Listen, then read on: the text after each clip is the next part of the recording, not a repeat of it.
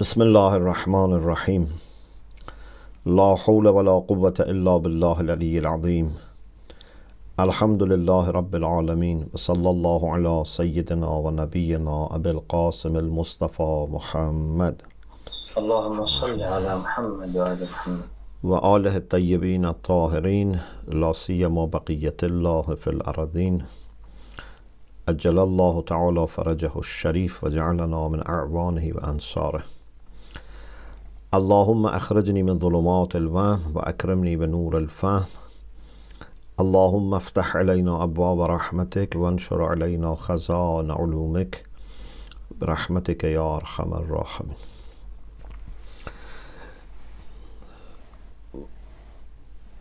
Some time back we started a plan of studying 3 texts on Islamic mysticism, and that was also something that was made available through Lady Ma'souma Fund on Patreon.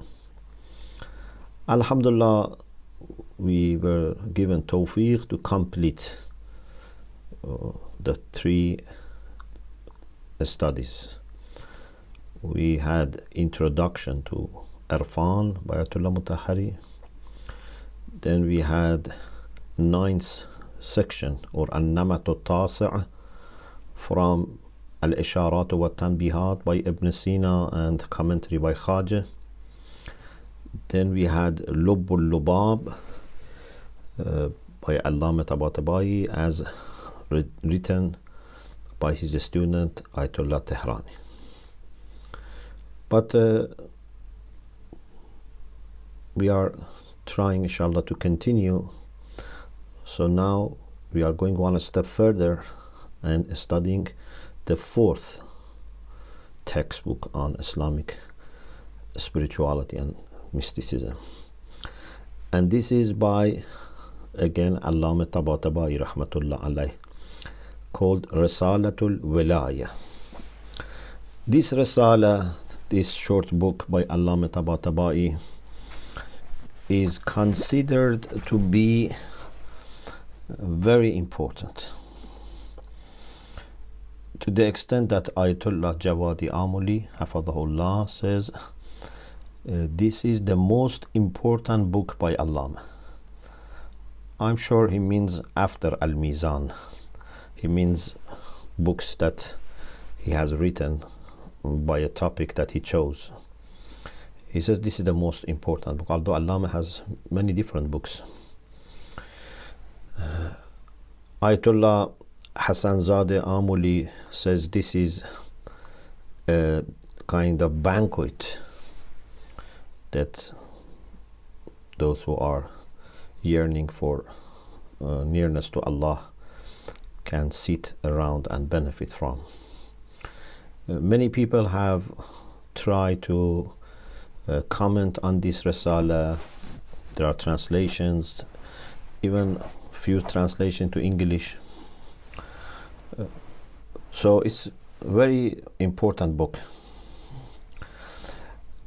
And there are ideas in this book that Allama Tabatabai for the first time has mentioned in this book. Inshallah, we will come across a case that he thanks Allah subhanahu wa ta'ala that, for example, for a burhan, that burhan, that proof for the first time, as much as he knows, is developed. So it's a very important book, and also something that is very interesting, and Ayatollah Jawadi Amoli makes this point, is that Allama Tabatabai is the one who has himself experienced what he says. He says this is like his safarname, like a narration, an account of his own journey. So he didn't write this just as an alim or someone who has studied theoretical irfan.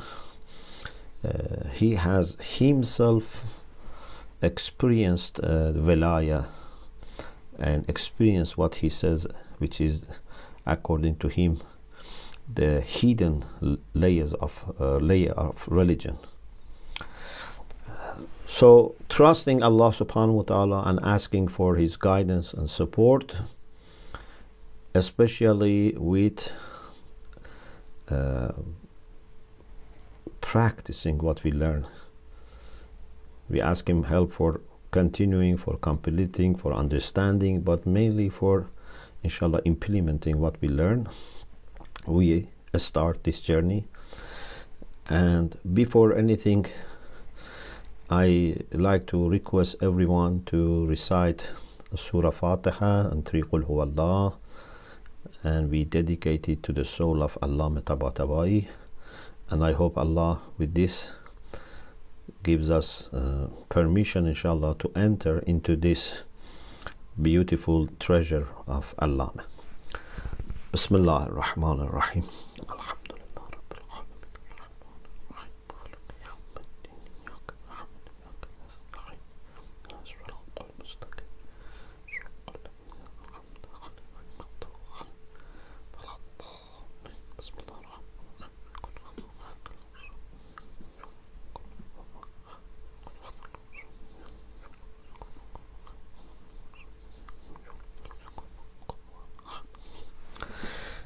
Bismillah ar-Rahman ar-Rahim. Alhamdulillahi Rabbil Alameen. Wassalatu wassalam ala awliya'ihil muqarrabeen. He starts with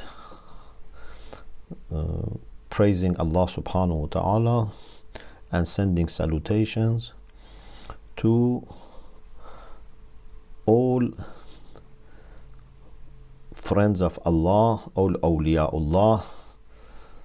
And since in this book we are talking about Wilayah, so referring to awliyaullah is a very nice technique. We call it Bara'atul Istihlal. When in the beginning of the book you use in your sermon, in your khutbah, in your hamd and thana, some of the key terms in that book. So he sends salutations and salam to awliyaullah.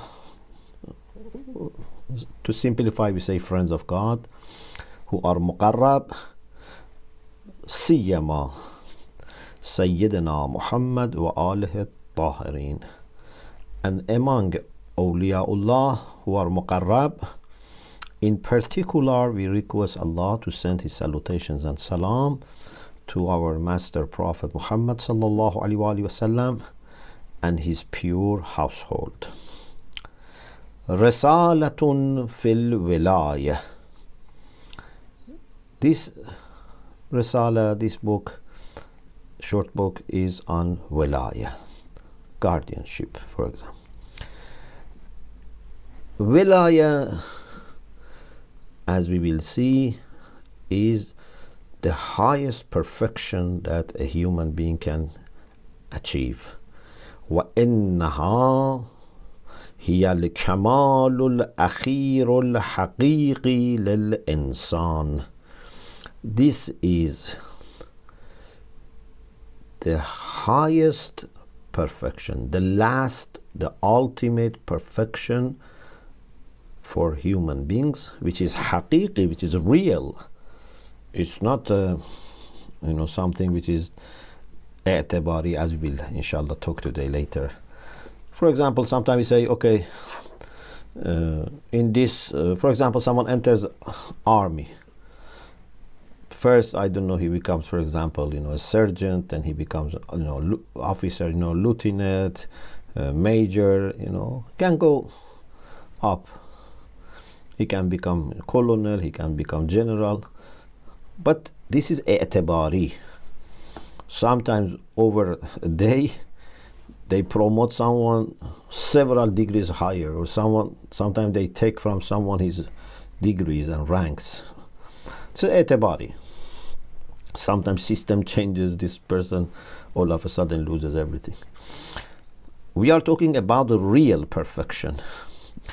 إنها هي الكمال الأخير means the last perfection الحقيقي which is real للإنسان for mankind وإنها الغرض الأخير من تشريع الشريعة الحقة الإلهية and this is the last purpose of legislating divine sharia, divine code of law. So prophets, messengers have come to help human beings to reach wilayah. على ما يستفاد من صريح البرهان, according to what can be understood, can be learned from explicit burhan, intellectual proof, intellectual demonstration. ويدل عليه ظواهر البيانات الدينية, also refers to this the outward meaning of religious bayanat, expressions, religious sayings and texts. So through aql we can understand, through naql also we can come to the same conclusion. والكلام موضوع في فصول. Our speech here, means our discussion in this book, is put in several chapters. Actually, there are 5 chapters. He says في فصول in several chapters, and we know that it's 5 chapters. I will explain inshallah. والله سبحانه المستعان. والله المستعان, subhanahu is جمله معترضه. Allah, may he be glorified, is the one that we ask for help. والله المستعان, and subhana is, we call it جمله معترضه, means it's an insha, is a kind of sentence which has come after mubtada. 5 chapters of this book are as follows. First, which inshallah we will start now, is about the fact that religion, in addition to zahir, has batin also. Religion has not only surface, there is also a layer which is more underlying, it's more fundamental. This is chapter 1. Chapter 2, then we will describe that inner hidden layers of religion. Chapter 3 is about the fact that there is possibility of getting access to batin, to the inner layers of religion. Chapter 4, which is the most important chapter, and this connects this book to practical irfan, is how we can achieve this. Because in chapter 3 he says this is accessible, it's not exclusive to the prophets. Chapter 4 is how we are going to deal with this, and he mainly mentions here his method of ma'rifatun nafs.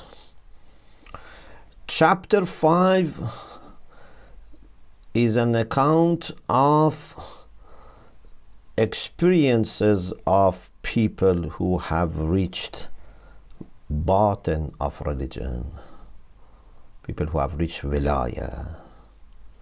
So there are 5 chapters. Now we start with the first chapter بإذن الفصل الأول في أن لظاهر هذا الدين باطنا ولصورته الحقة حقائقه. The first chapter is about the fact that for the outward aspect of this religion, there is an inward aspect, and for the real form or real shape of this religion, there are other realities as well. Religion is not just something which has one level, one surface. Unfortunately, people who take religion in a ritualistic way, they think religion is just a matter of saying and doing few things. But religion has a reality. It starts with few words, few actions, but it's not ending there. Religion is a matter of some kind of being, not some saying and some doings. What type of being you are and what type of being you have, what type of reality you have. For example, inshallah we will talk about it. When it comes to salat, who is musalli? Who has the reality of salat? Who has reality of salat? Someone who says salat only? Even if he observes all the legal requirements for salat, but his salat is not making him a better person. His salat is not stopping him from doing bad things. Salat, which tanha anil fahsha'i wal munkar, has no impact on him. Then this person doesn't have reality of salat. And this person has no reality of religion. So this person in reality is not a religious person. Only on the surface. So he looks like a religious person, but he's not a religious person. We should see what is inside. Unfortunately, we see what is on the surface. In some lectures on signs of iman and indicators of piety, I've said, for example, if someone says, I'm going to hospital, how can I find who is doctor, who is nurse, and who is a patient? For example, say, doctors and nurses have this special uniform. For example, doctors have, white uniform. Okay. Is this what a doctor means? Or this is just a quick reference? Maybe there is a doctor that has forgotten to bring his white uniform, for example. Or it got, dirty, had to remove it, and doesn't have another one to put on. And maybe another person, by mistake or, for example, wanted to deceive people, puts on a white uniform. Doesn't make him doctor. So we have to see what is the reality of religion. Allama rahmatullah alayhi here brings a very important discussion. This is one of the most important discussions in this book. And if we understand this, then other things would follow. If you don't understand this, then there is something loose here.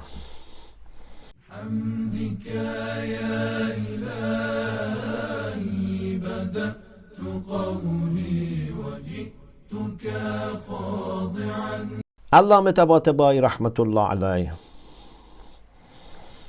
in some of his books, like Usul Falsafe wa Ravish Realism, he has a book about principles of philosophy and method of realism. Also, he has a Risalat on i'tibariyat. Over there, he has developed this idea, and here he makes a reference. He says there are two types of beings.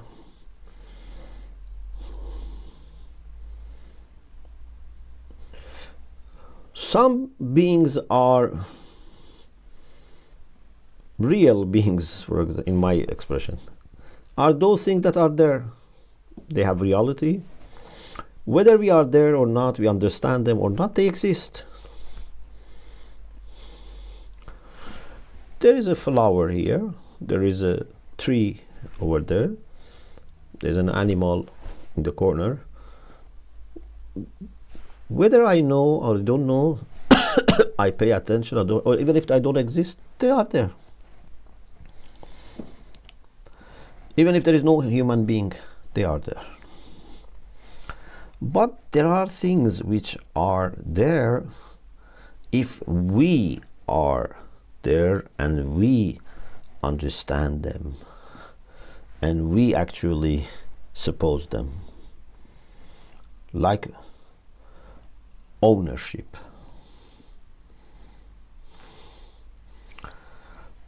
There is a person who owns a slot of land, for example, few hundred meters of land, and he wants to make a house. What we have is a human being, and we have a slot of land. Okay, these are real. But to say he is the owner of this land, and this land is owned, is his property, and there is relation of ownership between the two, these three things can only be understood if we are there. Okay, so we have person A and a piece of land. Okay, these are two beings. هذا الإنسان وهذه الأرض. But to say this person is Malik, owner. This earth, this land is Mamluka. And there is Milkiya between them. These three things are i'tibari. نحن نعتبر. We consider it. And of course, this is not like, illusion. It's not that it's useless, it is absurd, it is fake. No. We make it, and actually there must be a wise way of such consideration. So there must be a way. Of course, people may have different understanding of what is the wisest way, but in every society there is a way about how someone can acquire and own a piece of land. It's not like, someone just in his mind and says, this is my land. You buy, you inherit, I don't know, you grow in a land which was abundant, for example, was mita, was a dead land. There are different ways of acquiring ownership or right over a land. So you cannot say it is fake,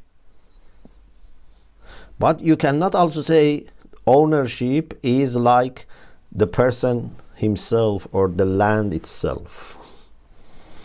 So we make such considerations in our social life and act upon them. They will have lots of real implications. Or for example, we say in this company, this person is manager, this person is the deputy manager, then we have heads of sections, etc. There are different positions, different roles, there's hierarchy. someone is head, someone is not head, then their ability to make decision, their power is different, their salary is different, their responsibilities are different.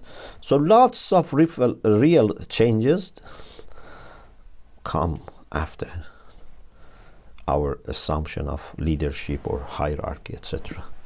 So these are not real things. What is real is that person.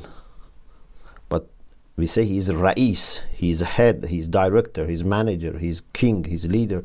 These are i'tibari.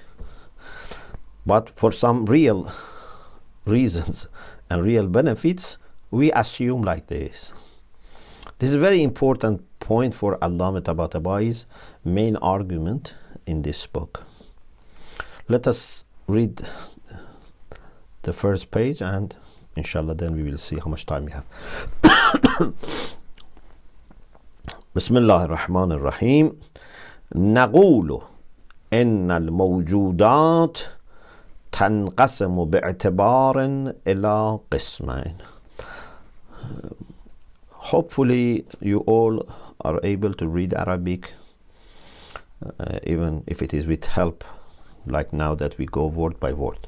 But if you are not able to understand Arabic, I am explaining everything in English, plus there are English translations also of this book. But now this helps you inshallah to understand better, because we are going to the original text, and you can see whether that English translation has been able to relay the meaning completely or it needs improvement. إن الموجودات تنقسم باعتبار إلى قسمين. Beings, according to one consideration, can be divided into two groups, because you know the same thing can be divided into different things in different ways. For example, we can divide human beings according to gender, to men and women.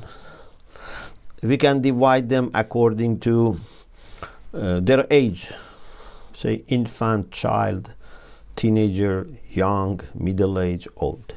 We can divide them according to geography, so those who are from this continent, that continent, according to their ethnicity, according to their knowledge. So there are different ways to divide the same thing.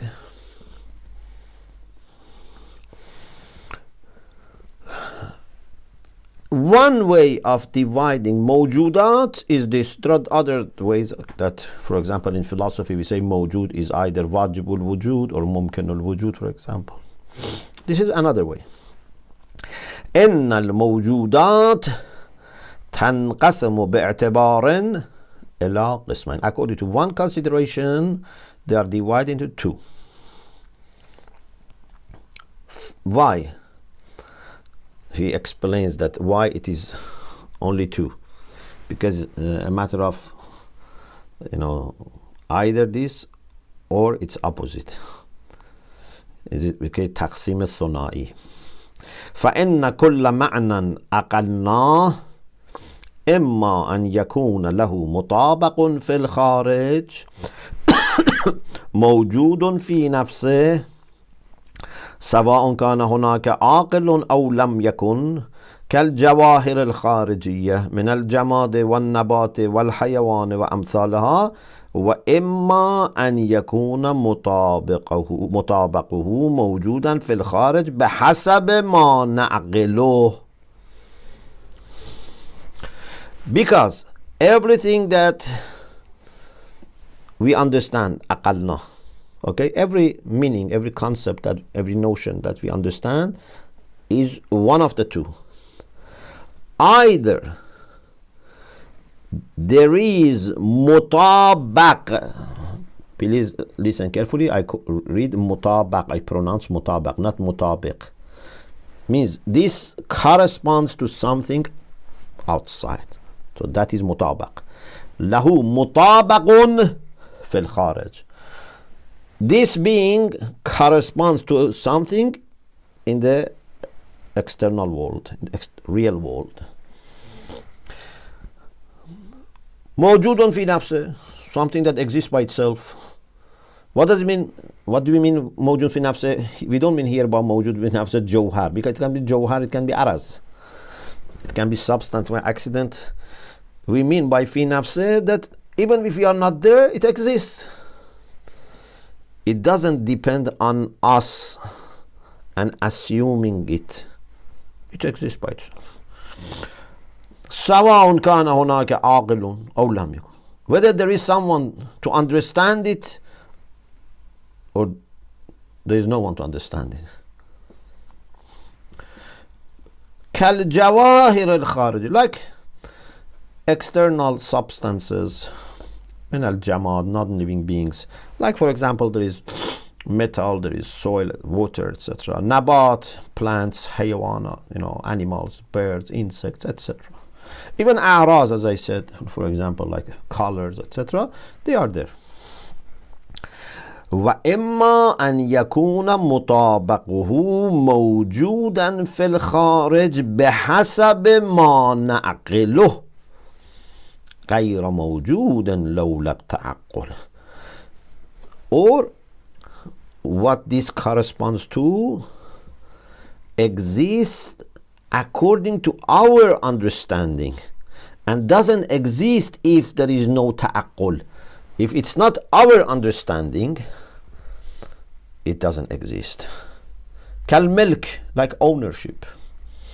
فإنا لا نجد في مورد الملكية وراء جوهر المملوك وهو الأرض مثلا وجوهر المالك وهو الإنسان مثلا شيئا آخر في الخارج يسمى بالملك. We don't find in the case of ownership beyond that substance which is owned, a piece of slot of land, and beyond the substance of the owner, this person, Mr. Aleph. We have this land, we have Mr. Aleph.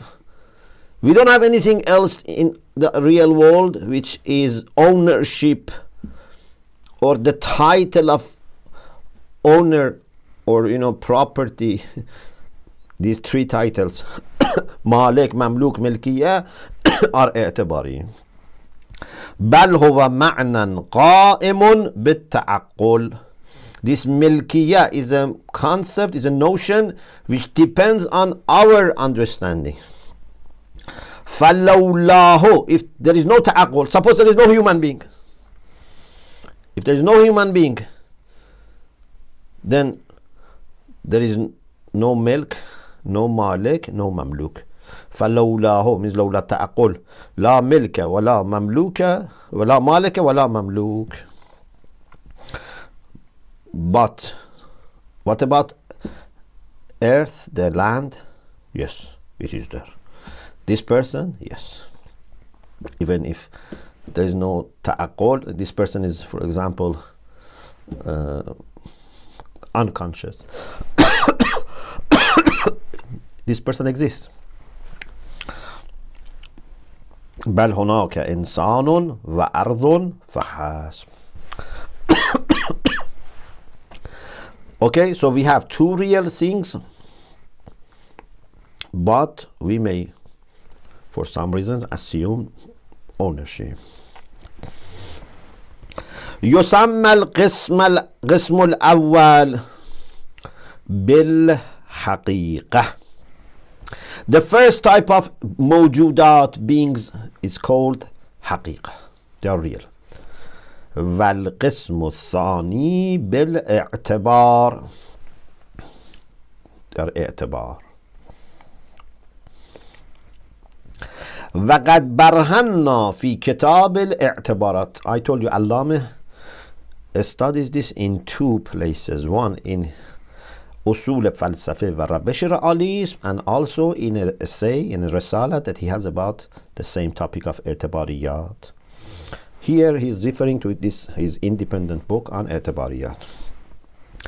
قد برهنا في كتاب الاعتبارات على أن كل اعتبار فهو متقوم بحقيقة تحتها. This is very important. Over there we have proved, and now we use it as a presumption that, but it's not difficult, you can, I think, easily understand that this i'tibar, although is not real in the sense that even if we were not there it existed, no, it's not that real, but it could not exist if there were no real things beyond it. If there is a person, if there is a piece of land, then we can say there is ownership. There must be something real. Or for example, marriage. We have husband, wife. What is real is this man and this woman. These are real. But we consider relation of marriage between these two. And like ownership that has its methods, how someone owns something, also how people get married can be different in societies.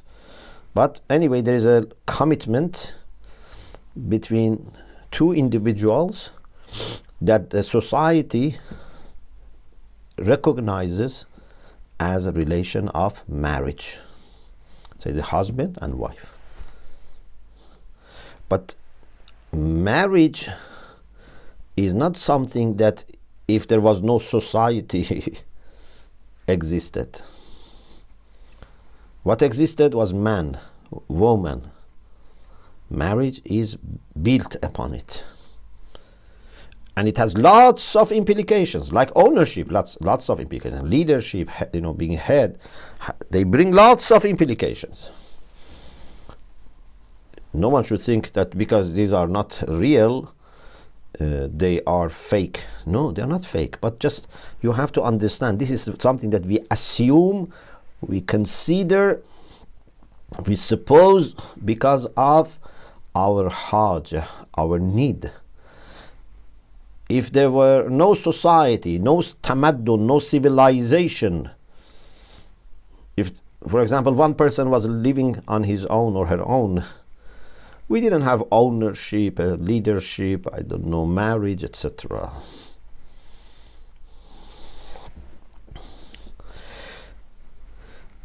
قد برهنا في كتاب الاعتبارات على أن كل اعتبار فهو متقوم بحقيقة تحتها.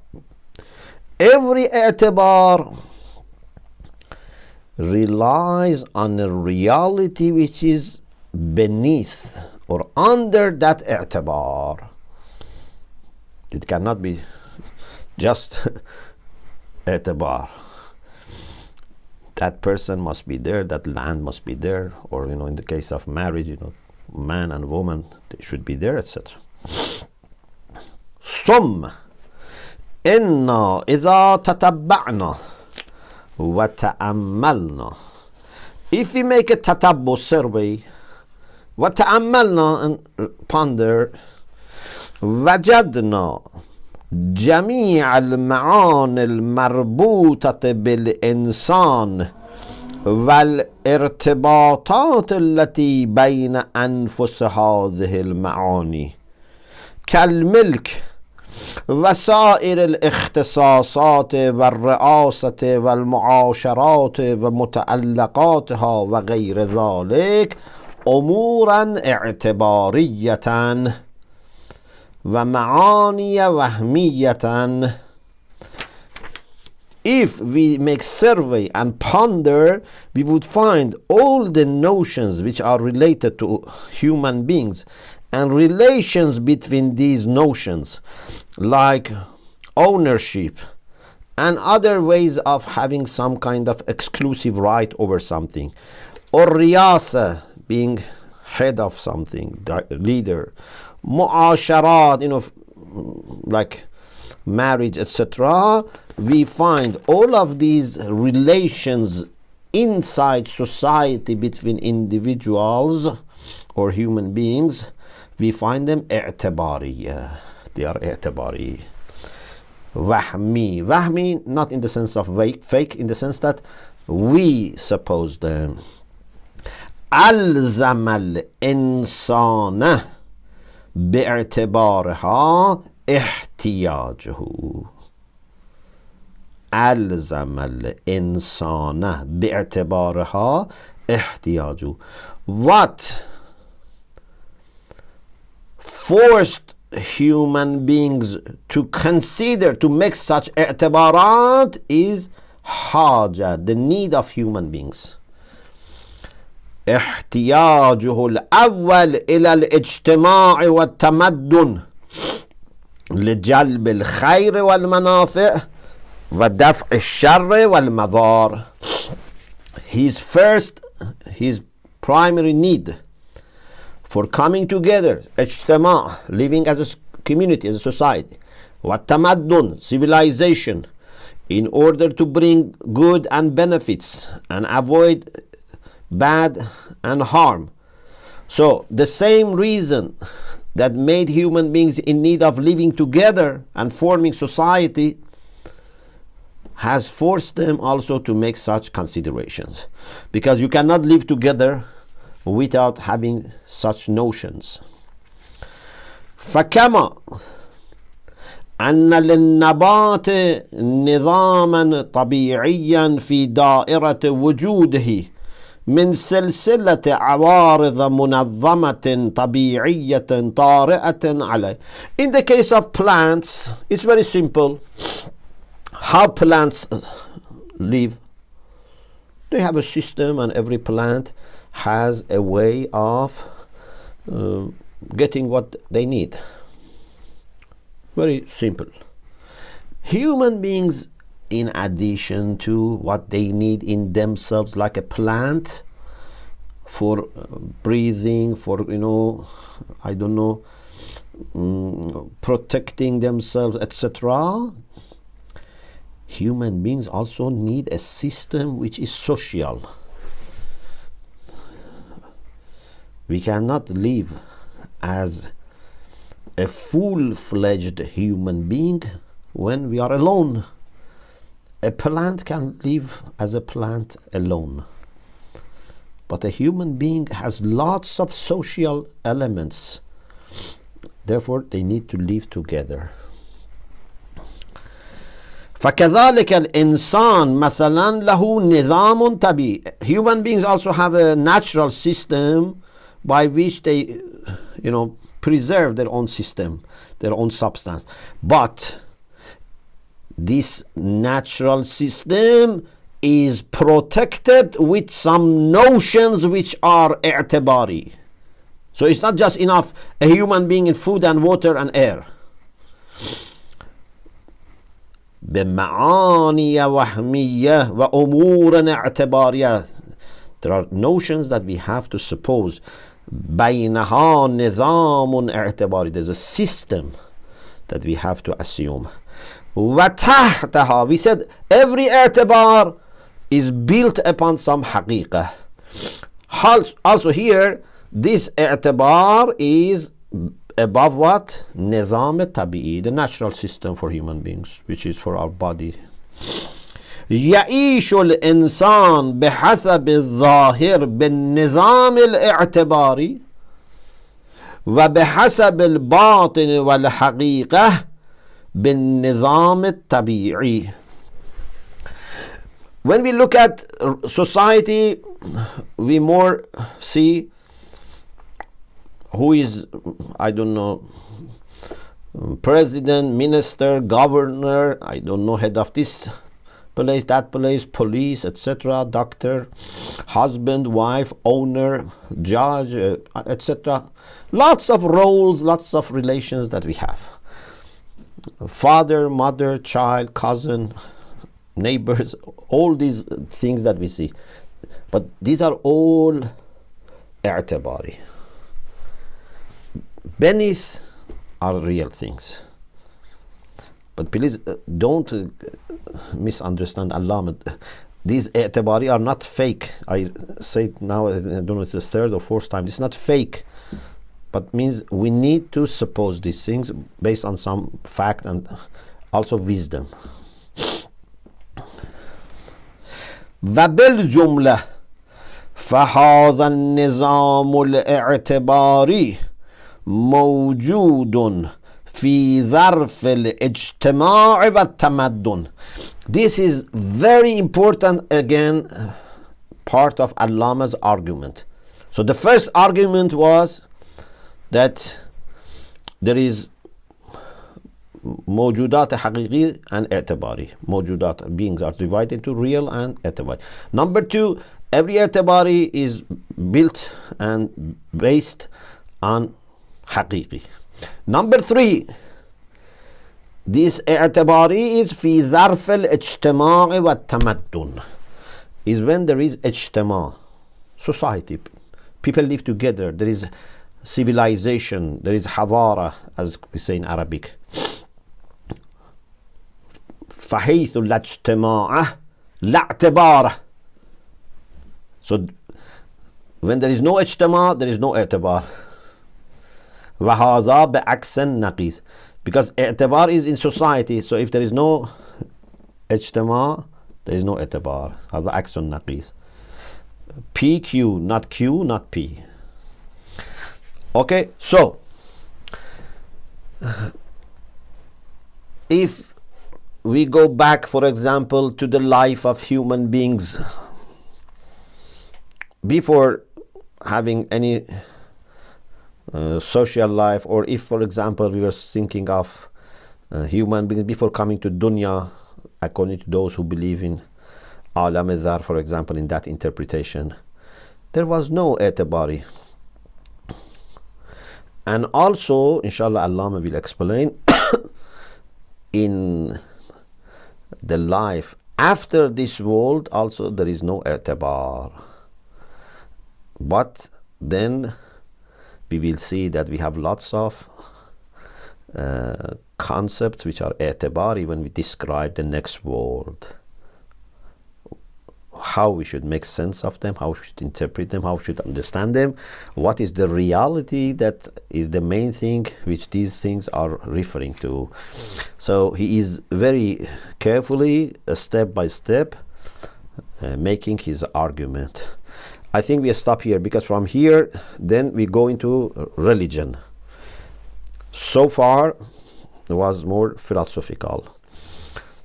Inshallah, bi'iznillah, from next week we continue this about religion, and we will see from Quran and some hadith how religion has zahir and batin. Alhamdulillah Rabbil Alameen.